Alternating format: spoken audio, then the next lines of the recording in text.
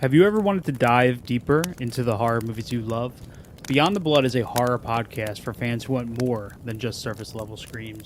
We do deep dives into the movies that shaped us, digging into director commentaries, behind the scenes stories, deleted scenes, and the special features that most people skip. Each episode is a love letter to the genre. We break down how these films were made, the creative risks that paid off or didn't, and the lasting impact they've had on the genre as a whole. From 70s slashers to modern nightmares, we celebrate the craft, chaos, and characters that keep us coming back. If you're the kind of fan who rewatches movies with the commentary on, or you simply grew up in the video store horror aisle, the Beyond the Blood podcast was made for you. New episodes every single week. Subscribe, and let's dig deep. Welcome to the Beyond the Blood podcast. Are you a film fan who loves the ultimate home video experience? Look no further than The Disconnected. Your host, Ryan Verrill, is your go-to source for the latest and most accurate information on home video releases, exclusive interviews with industry insiders and filmmakers, and has established a thriving community where every film and physical media enthusiast feels welcome. From hidden gems to blockbuster hits, The Disconnected brings you insider knowledge and a welcoming space to share your love of cinema. Watch every Thursday night at 9:30 Eastern, 6:30 Pacific for the live announcements show and follow The Disconnected on social media to stay updated. Subscribe to The Disconnected on YouTube or on the podcast provider of your choice and dive into a world where every movie night is an adventure. Hello, my name is Kevin Tudor, and I'm one of the three hosts of Almost Major, a film podcast dissecting many major indie studios and the films they release. Every week, myself, Charlie Nash, and Bryden Doyle discuss overlooked, forgotten, or bona fide classic indie films via studio-specific miniseries. We've previously covered numerous films from Artisan Entertainment, Lionsgate Films, and New Line Cinema. Titles including The Blair Witch Project, American Psycho, Dogville, But I'm a Cheerleader, Saw, Requiem for a Dream, and Ringmaster, you know, the Jerry Springer film. Anyways, we have a fun time every week and we hope you will join us. Subscribe to Almost Major wherever you get your podcasts. Now proudly a part of the Someone's Favorite Productions podcast network.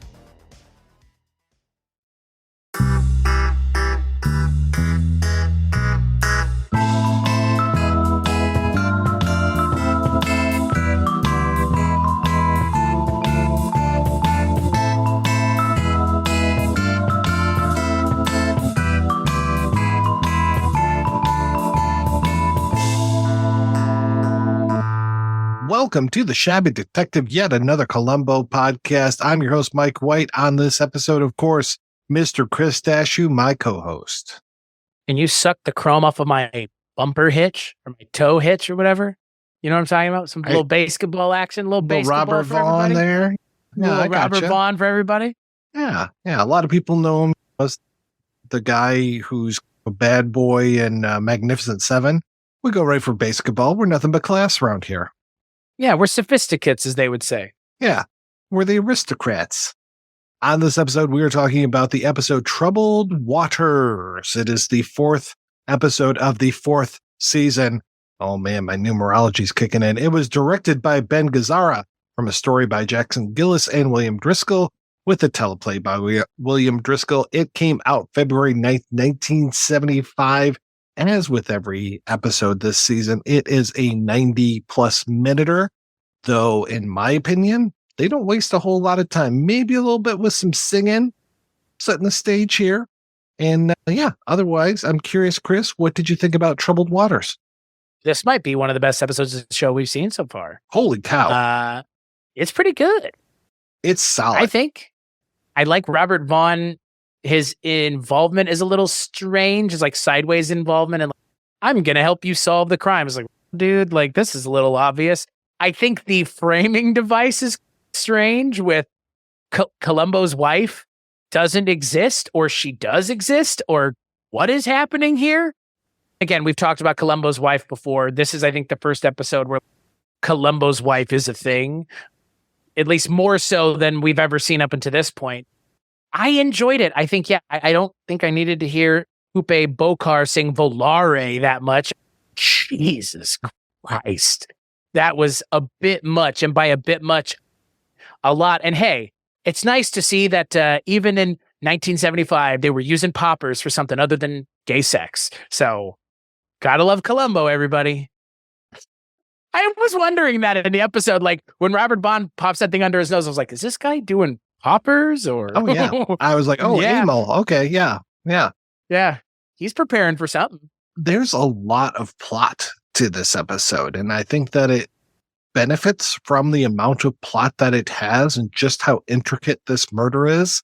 And also, I know this is not the first time that we've seen Columbo at the very beginning of an episode. I remember Candidate for Crime, especially. We see him right off the bat.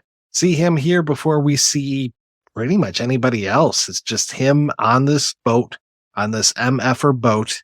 And he gets to meet up with our old friend Bernard Fox from the British episode, the English episode. He is now Purser Watkins. And we get Patrick McNee, one of the two people from the Avengers, in here as the captain. Yeah, we meet them first before we even meet Robert Vaughn. And yes, we get the setup of Columbo's wife is somewhere on this boat. And apparently McNee has seen her, or he's just pretending in order to glom off this guy and get him away from the real good passengers, the one that aren't wearing raincoats in the summer. What are you doing here, Lieutenant Columbo? Why are you dressed so strangely? And I love that Columbo just rolls with the punches. Oh no, it's going to be very hot in Mexico from what I understand.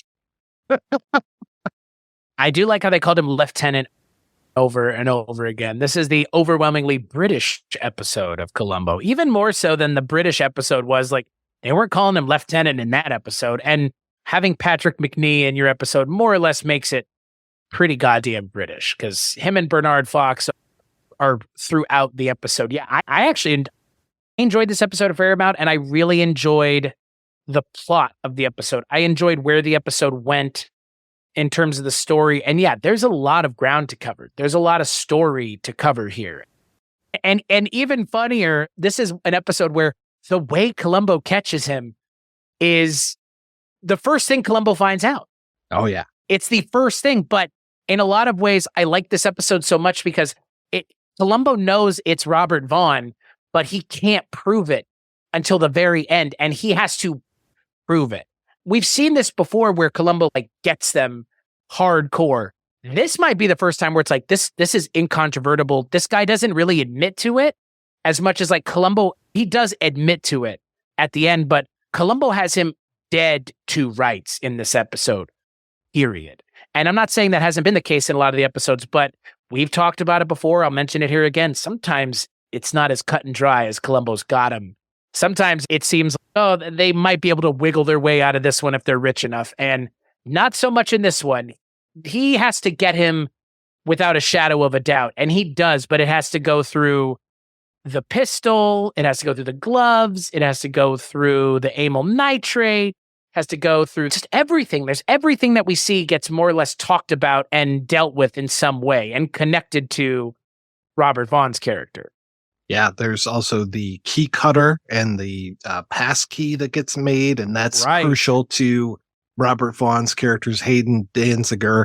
He is the head of a group of used car salesmen, I guess is what his deal is, and he's got all of these used car salespeople on this ship, not a boat, but a ship. And yeah, I like that there's this whole thing where Danziger is being blackmailed or potentially blackmailed by Rosanna Wells, played by, and I'm going to screw up how I say her name, Poupée Bocar. I know Poupée in French is doll, so I'm guessing that she's named after that.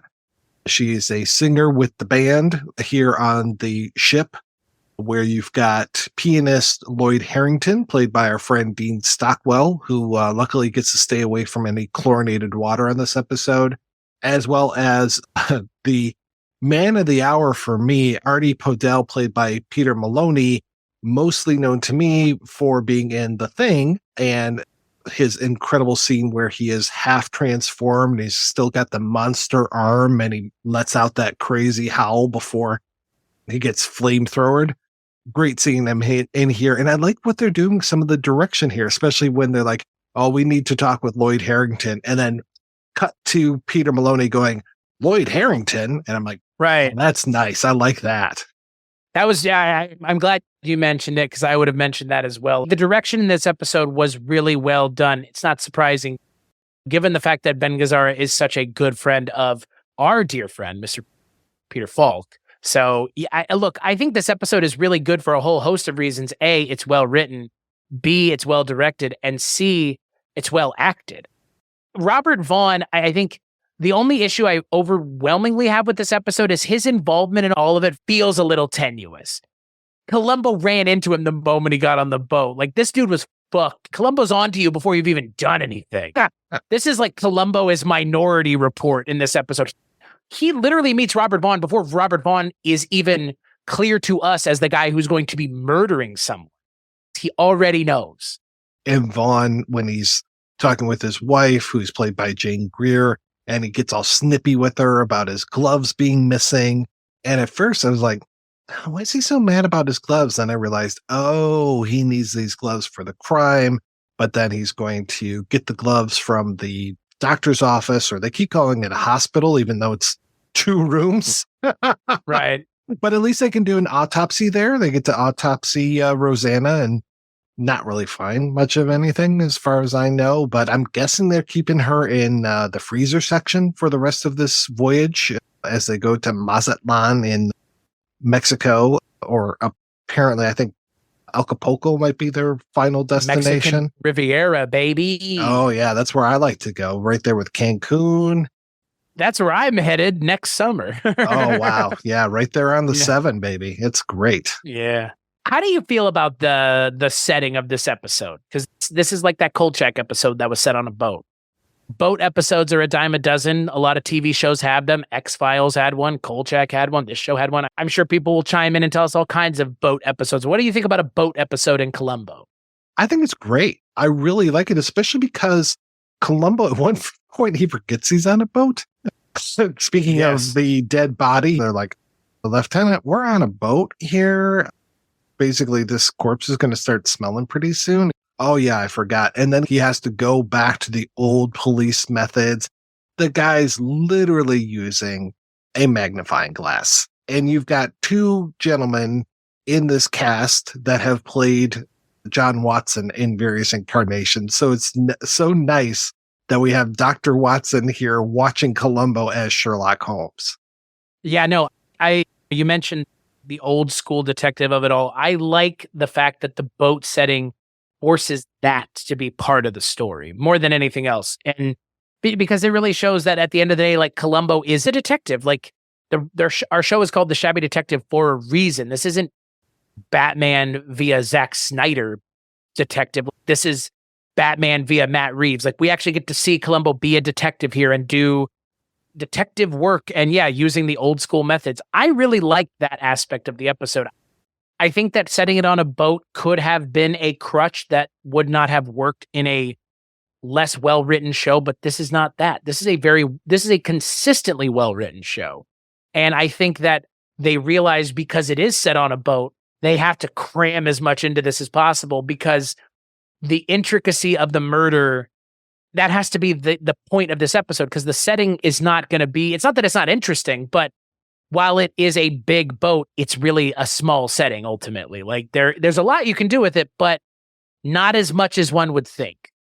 It cuts him off from the boys in the lab, which he's never been overly reliant on the boys in the lab, but they do help him out occasionally. Oh, what is this smudge here? Oh, that's actually shoe polish. What did he have for dinner last? Oh, it was lettuce, and that didn't digest all the way, so the time of death is off. Like those little things. He's cut off from that. He has no boys in the lab to do any sort of work. He's there doing it himself, doing the whole thing with the graphite for the fingerprints and everything, which I love. And then you also get the added benefit of, as Columbo points out himself, you have the world's largest evidence dump where you can just throw these gloves into the ocean, maybe throw the gun into the ocean. But why didn't he throw the gun? Why did he throw the gloves away? Why wasn't it the gun? So you've got that as well, as far as we don't know where this evidence is going to. And it's really a not good thing for Columbo. And yeah, like I said, he has to go back to the old school methods. I'm surprised he wasn't using like sticky tape along with the graphite to be like, oh, there's the fingerprint. Yeah, I was hoping for that. We didn't get any of that, but we got 2/3 of the way there, really.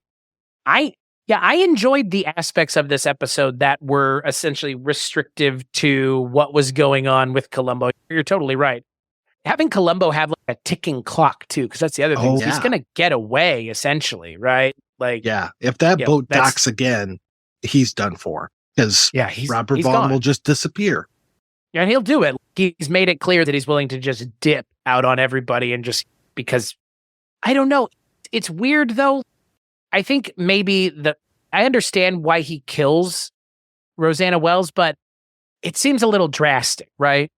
Not really. I guess he wants to keep. Like the Robert Culp thing, right? Yeah, he wants to keep her away from Sylvia so that she doesn't spoil his marriage. I'm guessing that Sylvia's probably pretty well off because in this position, he's probably okay as far as how much money he makes, but it really feels like Sylvia. And I think she even says at one point, I'm an older woman, and you probably think that my husband married me for my money.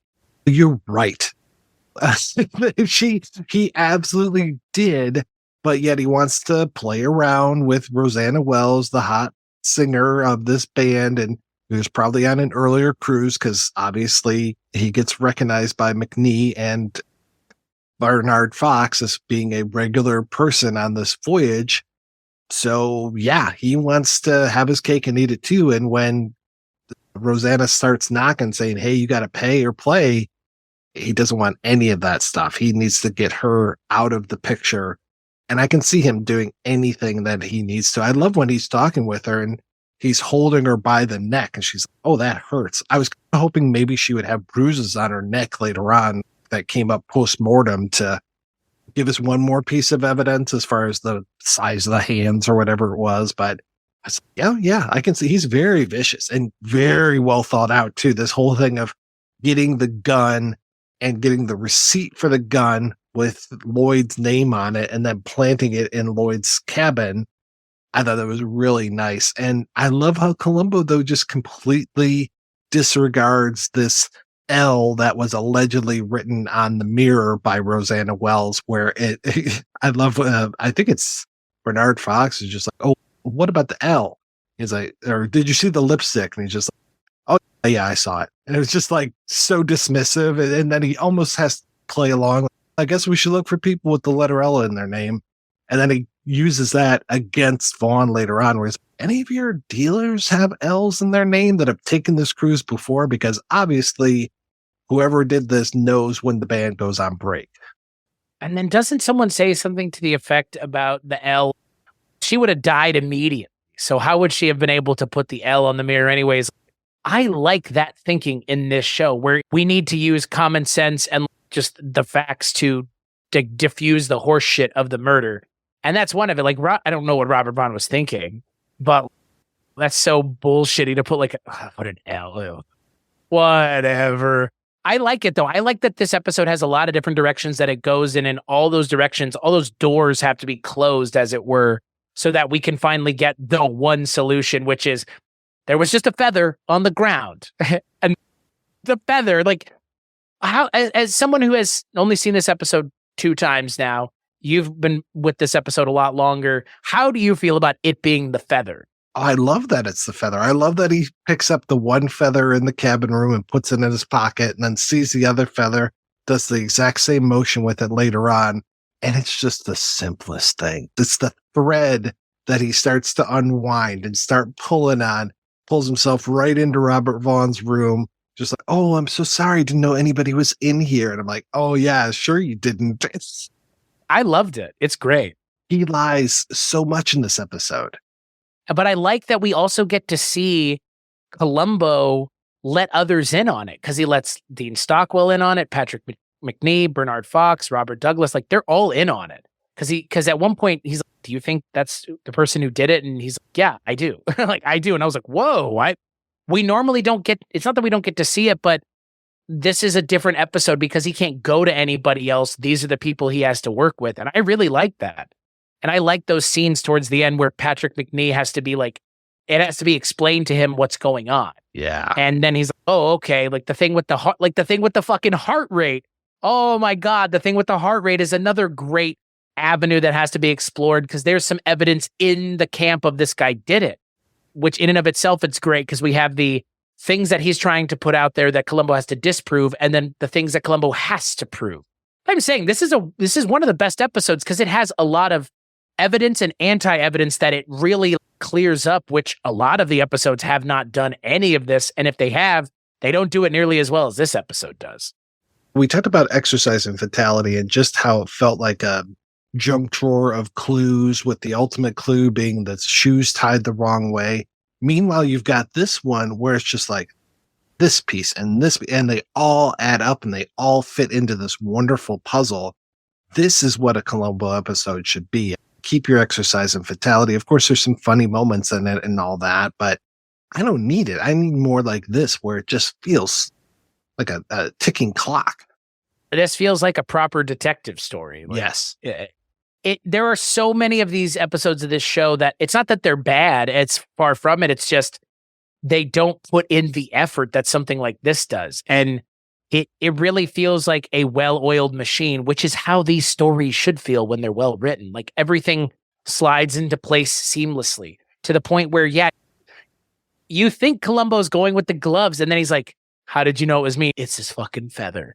We had him going through 3/4 and we got him at the end. And that's how I felt at this episode. I remembered he picked up the feather, but I didn't think it was going to be like the true denouement of the episode is the feather. But it's so smart because, again, it's like, how did you know? And it's not how did I catch you? It's how did you know, as in how did I get you onto my scent initially? And it's the simplest, like you said, it's the simplest of things.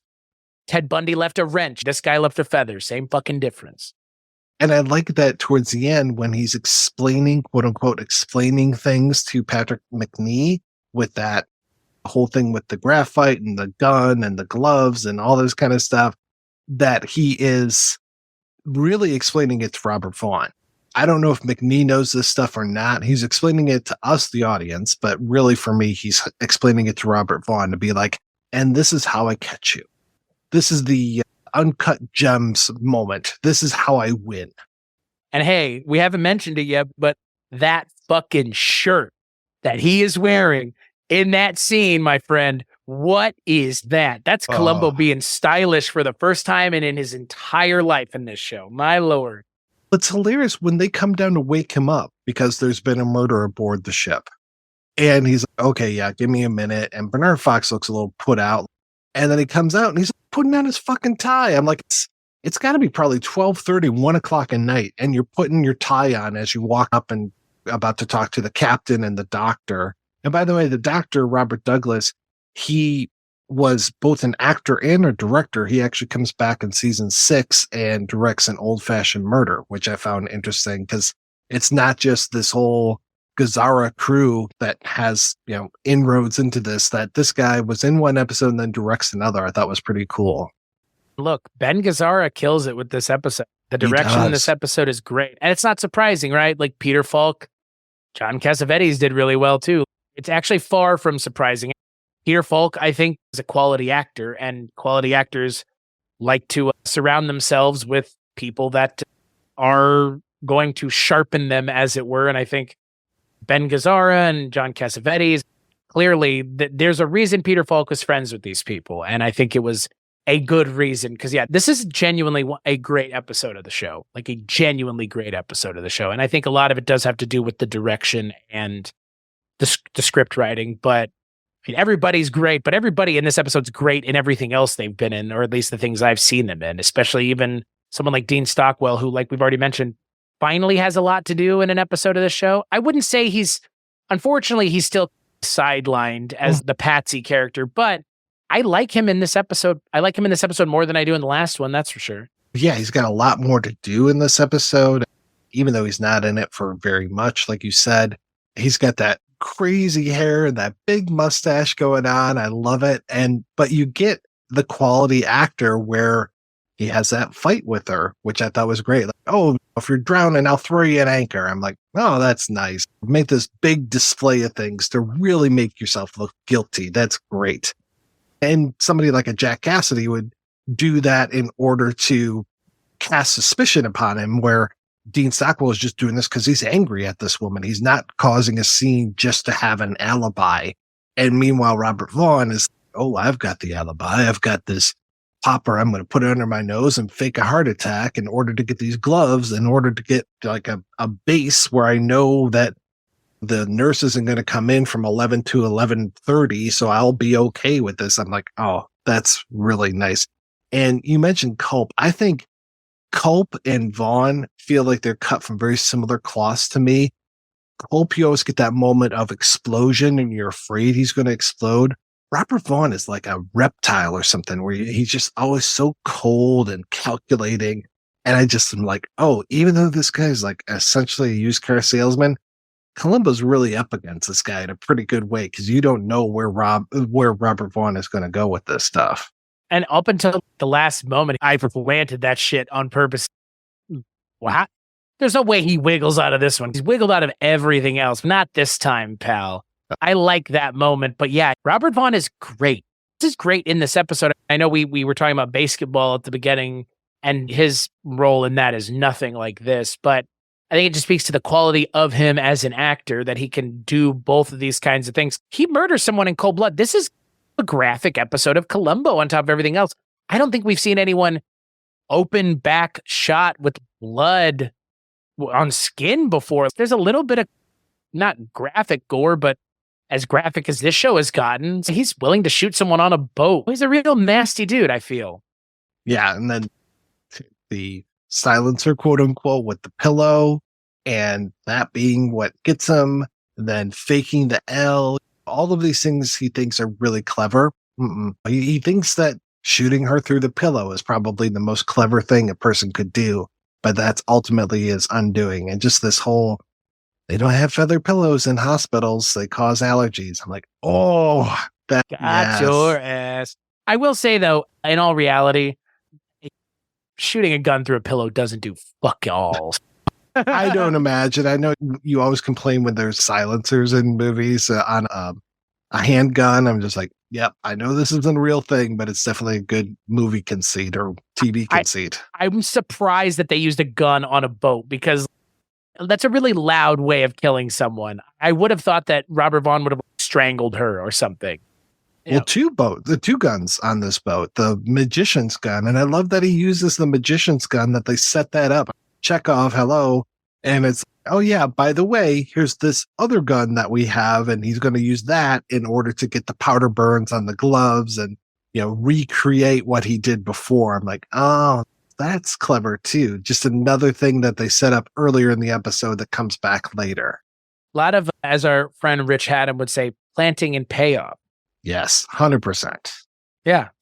This is up there for me for some of the best, most tightly written episodes of the show. It does a good job of making sure that anything and everything that it has opened the way for is addressed, handled, and then used as evidence or anti-evidence against Robert Vaughn. And I like that. I think that's been a complaint of mine from time to time in this show, is that the directions that it ultimately goes are unsatisfying in the conclusion of the How Catch 'Em. And this one is like beyond satisfying, because everything else is ruled out or added into the mix. And then it's this one fucking thing though. And it's like that one thing, like you said, with the hospital pillows, like it's just so smart. I think the only thing that maybe comes close was the thing with Leonard Nimoy, where he's like, oh, it's in my pocket. Oh, it's that level of, oh, you were so far ahead of him this whole fucking time, right? He was fucked the moment he ran into you on that boat, and you hadn't even killed anybody yet. And apparently there were quite a few scenes where Gazzara was not feeling well. A lot of the actors weren't feeling well, because they actually shot most of this on an actual cruise line. It was a premiere of one of the lines. I don't know if it was Princess or somebody else.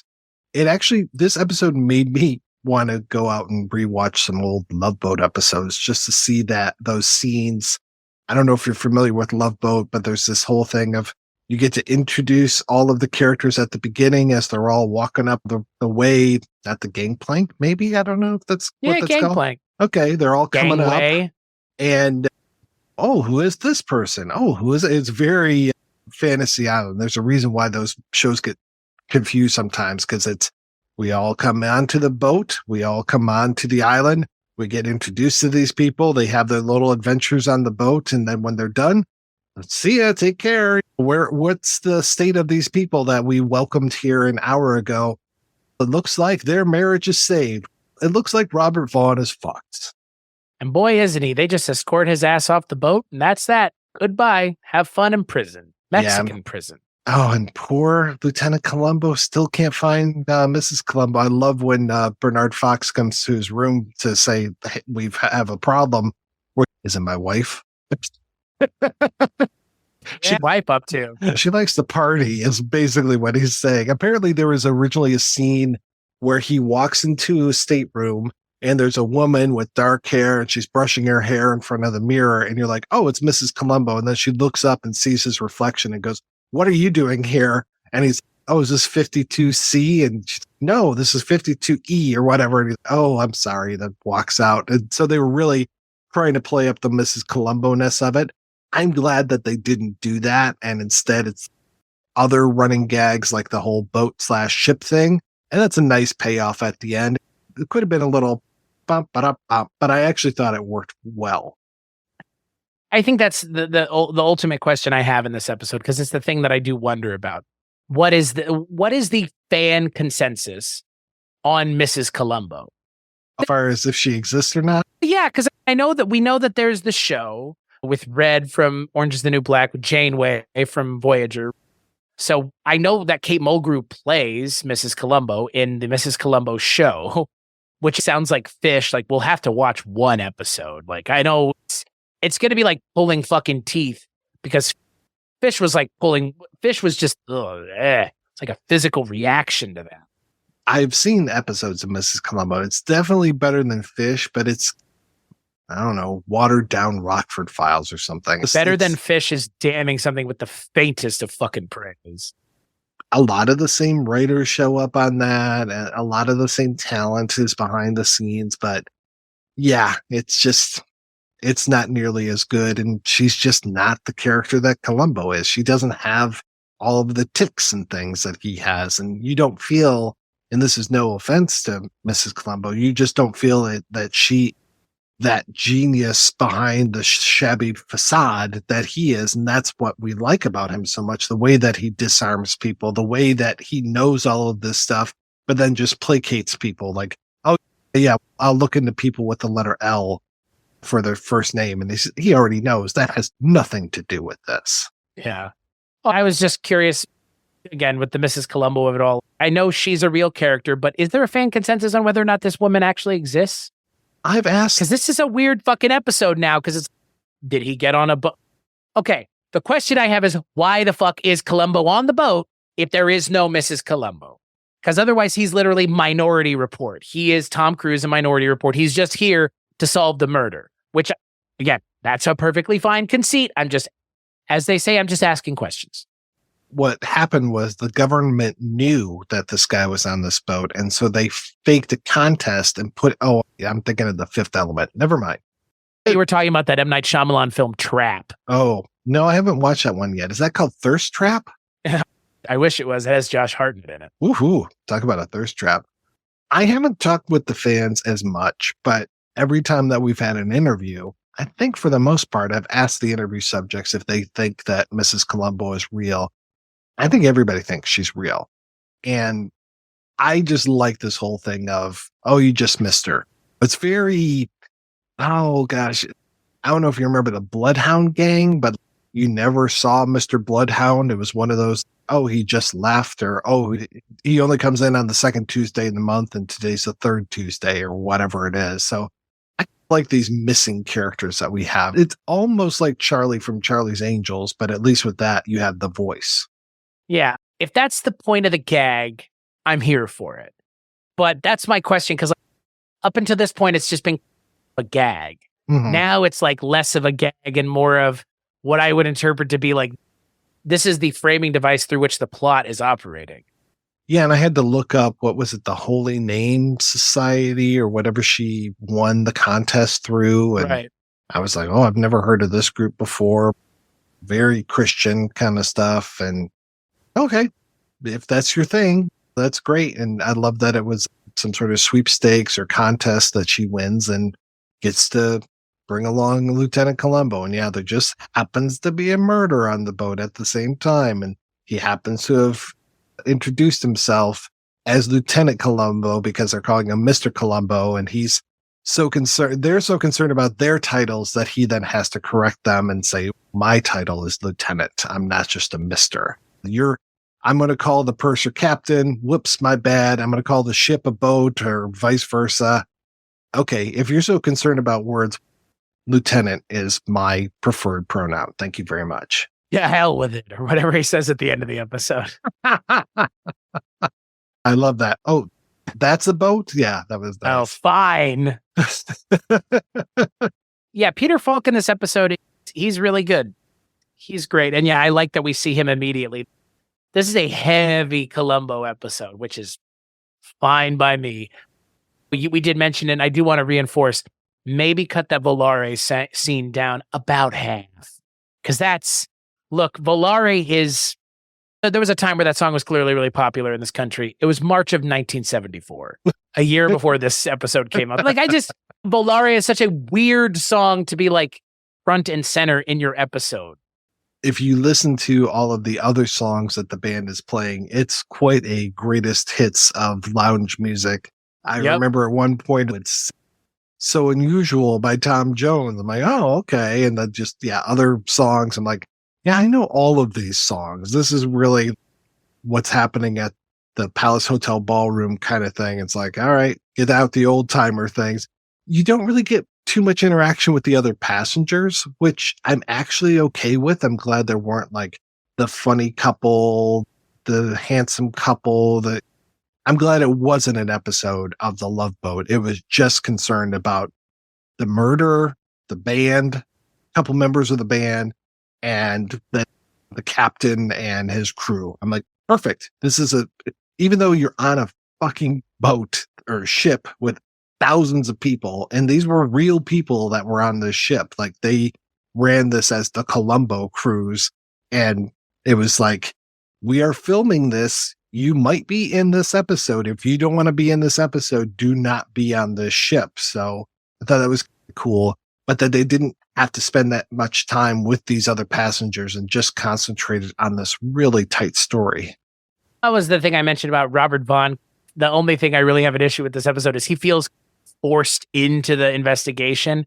And that's because they don't interact with anybody else on the ship. Mm-hmm. It's only him. And I think to my point, I don't think it would have worked if they had interacted with anybody else, which is why the Robert Vaughn of it all feels a little forced. But at the same time, I would prefer it to be, like you said, a little bit more of a tight ball of an episode than having tentacles out into the usual bullshit these kinds of episodes traffic in.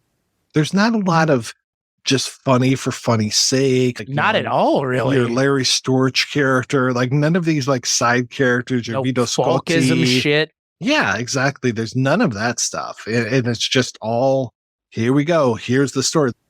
Other than, to your point, the Volare segment, it's like there's not a lot of stuff I would cut out of this episode. And for me, that's also a good thing where you are cross-cutting between Volare and what's happening elsewhere on the ship. And I was like, okay, that kind of works. But yeah, every time you cut back, it's like, oh, we just started the chorus again. Vaughn. I'm like, oh my gosh. Antare, shut the fuck up. Come on. I've heard this. How many times can I hear the same thing? Yeah, it was a bit much. That was the one part where I was just like, when I came back to it the second time, I watched the episode, I skipped it. Mm-hmm.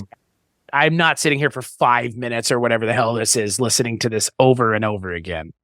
And I get what you're saying about Robert Vaughn and just him being forced into it. But I like that he becomes this sounding board for Columbo, where it's just like, we're thinking about this, or I was wondering about your other card dealers because this, and just the way he's like laying out all of these things.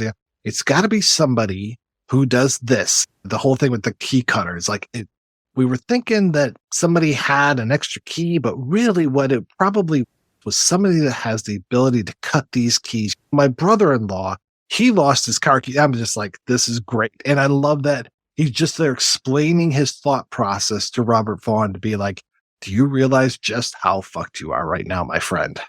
he even does the Curtis Clipper thing where and it's called a Right. Curtis Clipper. It's, oh, bro, what are you? No, you're fucking what? You willingly walked into that one, dumb fuck. Like he's an auto executive, blah, blah, blah, blah.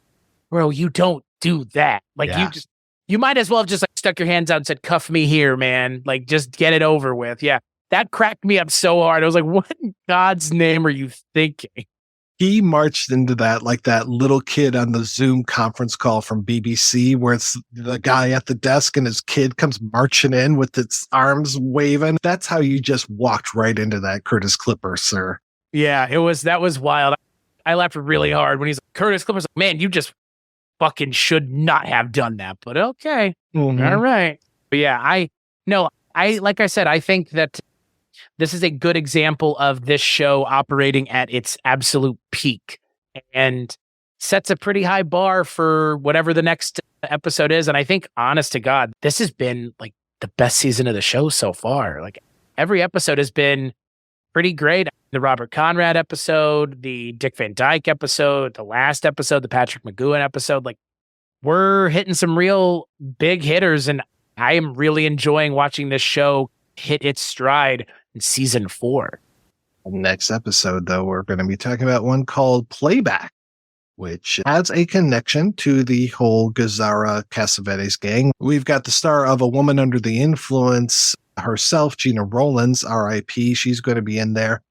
As far as I remember, she's not used very well, but it's been a long time since I've seen Playback. So I'm very curious to talk about that one next month. That's a fucking shame if that's the case, because Jesus Christ, yeah, R.I.P. is right. That A Woman Under the Influence was, I don't need to watch that again. That's one of the more uncomfortable things I've watched in a very long time, and that's because of her ability to just disappear into whatever it is she's doing. But that's a shame that if that is the case, that's a bit of a shame, but I'm glad that she's in it, even if it's a little bit. But yeah, the John Cassavetes of it all continues. Yeah, it's funny because when I think of a woman under the influence, I just think of that dinner or breakfast scene, the spaghetti scene.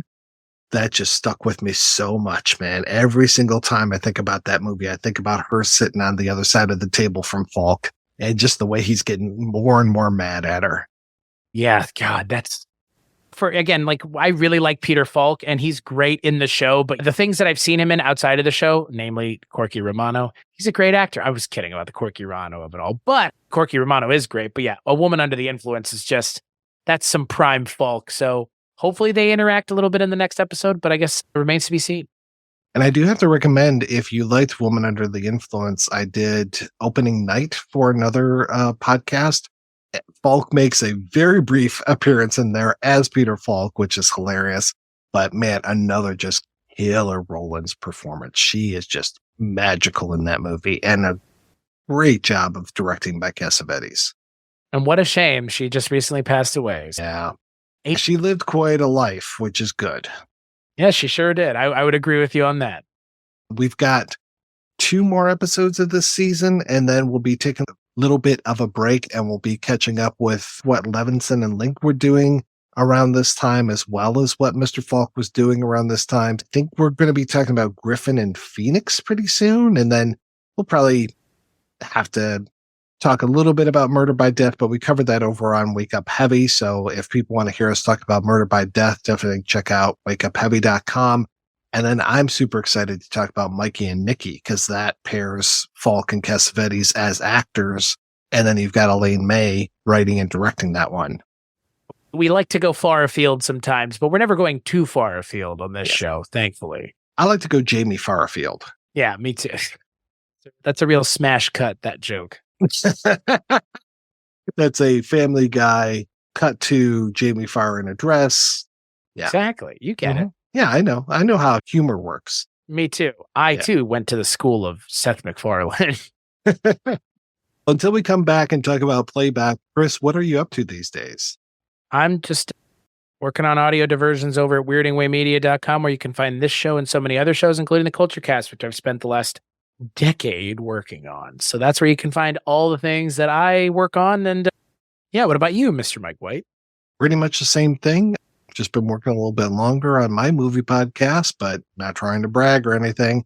but I'm really proud of what we've been doing together over on our Patreons. If you join either Chris's Patreon at patreon.com/culturecast or my Patreon at patreon.com/projection booth, you're going to get at the $10 and up level, you're going to get a whole monthly show where we talk about James Bond. Every month we talk about a new Bond.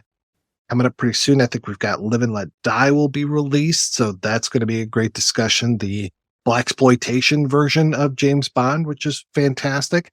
And then, I'm super excited. We're going to be recording pretty soon about The Spy Who Loved Me. And I just finished reading that book and I can't wait to watch the movie because I'm sure it's going to be an exact adaptation of it. Oh my.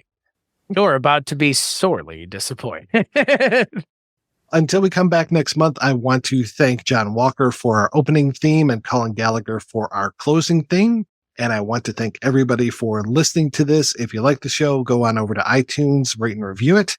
And please just say some nice things about us so we get into that algorithm and get recommended. And now you can download Apple Podcasts and iTunes, however you want to say it, through your Android device as well. You just go to the website, bookmark that sucker there, and you're off to the races. It's not necessarily an app, but they actually work on your phone now, which is wild. How long has podcasting been around? It's only been that long. It's only been 16 years? 20 years? 20 years. I forget. I was at the podcast convention and they talked to the PodCon, by Mon Sci-Fi, by PodCon.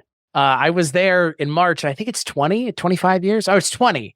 Yeah, it's 20 because you've been doing it a little over half and I've been doing it exactly half of the time. So yeah, brother, what the fuck? 2014. And I listened to my first podcast in 2016 or not 20. No, that wouldn't be right. Oh, 2004. No. Yeah, 20 years. So I listened to my first podcast in 2006. It was Film Spotting with Adam Kempenaar and Sam Holgren, which doesn't even fucking exist anymore. Mine was probably 2009 or 2010.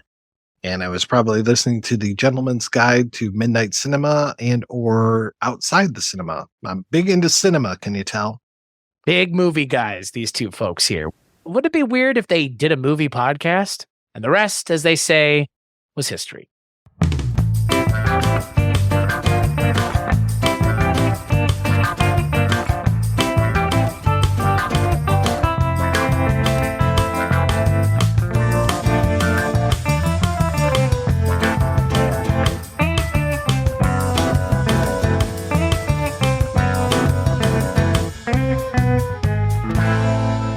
Penso che un sogno così non ritorni mai più. Mi dipingevo le mani e la faccia di blu. Poi d'improvviso venivo dal vento rapito e cominciavo a volare nel cielo infinito. Volare, oh oh, cantare, oh, nel blu, dipinto di blu, felice di stare lassù. E volavo felice più in alto da sole ed ancora più su, mentre il mondo pian piano spariva lontano laggiù. Una musica dolce suonava soltanto per me. Volare, oh oh, cantare, oh, nel blu, dipinto di blu, felice di stare lassù. Go!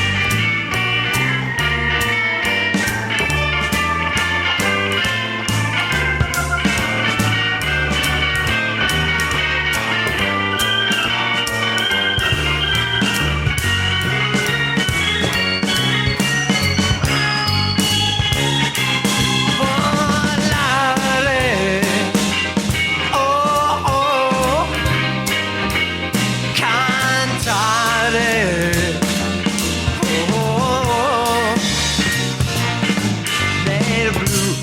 occhi tuoi blu, felice di stare qua giù. E continuo a volare felice più in alto del sole ed ancora più su, mentre il mondo pian piano scompare negli occhi tuoi blu. La tua voce è una musica dolce che suona per me. Volare. Oh, oh,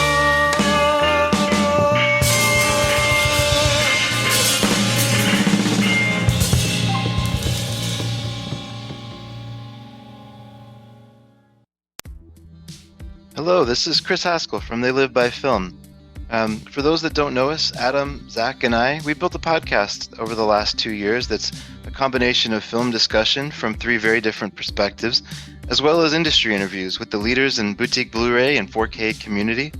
We started with Dev Crocodile, but over time we've been lucky enough to speak with Arrow Video, Severin, Mondo Macabro, Vinegar Syndrome, Radiance, Indicator, most of the OCN partner labels. It's been a blast. You can find us wherever you podcast, and also actually recently as part of Someone's Favorite Production Podcast Network. We hope to see you online.